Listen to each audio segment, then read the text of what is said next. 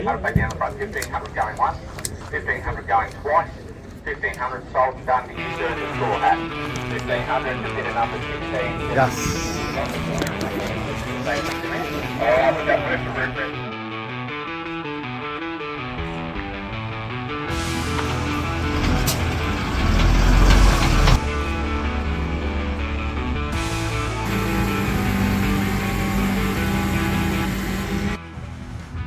Welcome back to F&T Skids. Today I thought I'd just give a bit of a rundown of some projects that have been on the channel and then some that are soon to be.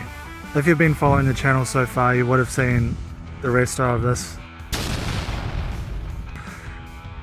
This silver ute here was actually the first AU that I bought. I bought it from an auction, got it ready for roadworthy, and then I crashed it in my backyard. Being stupid driving around the trees, so I actually wiped out this back corner here.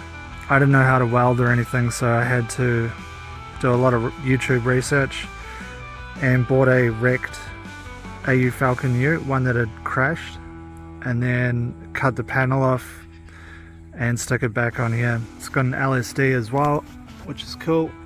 So this was a bit of a tow rig. Running alright. It's very dirty at the moment. It's been sitting for a while since I've been working on the other car. But I have a few plans. Going to do a few cosmetic mods. I'm actually planning to paint this. So I'm kind of torn between whether I turbo can this or actually do a proper compressor spray. Pretty easy either way.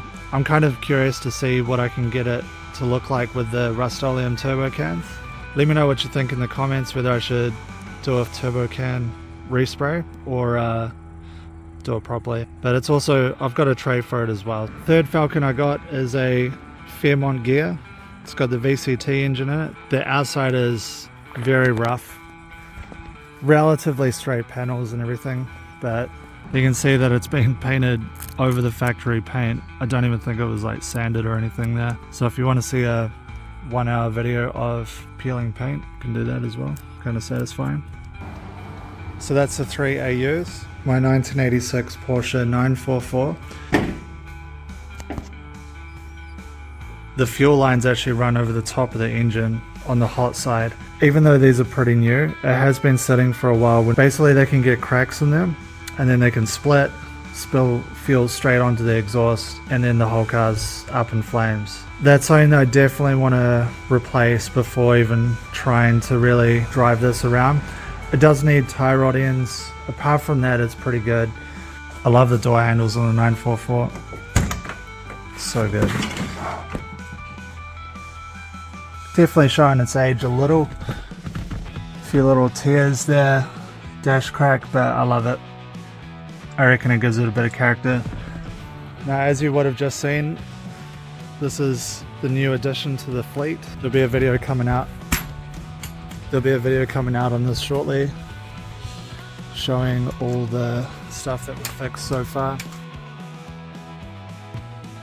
It's pretty sweet. Look at replacing the canvas on here, because there's a few bits that are ripped off and shredded there, but aircon that's really cold when it's plugged into mains. It's got a gas heater, it's got hot water, it's got a shower on the outside that also has hot water running to it, taps obviously. It's got a gas stove which works. Fridge currently doesn't work, but it's a gas and electric fridge. We'll either replace that or try and fix this one. Microwave works, plenty of storage. So this opens out fully.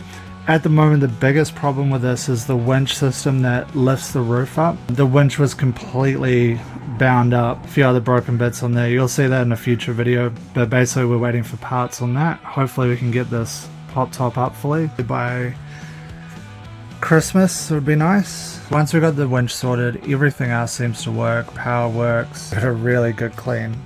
So that's a few of the projects that I got going on at the moment. I'm having lots of fun uploading videos. So yeah, if you really like it, support the channel, give us a like and subscribe. Let me know what you want to see.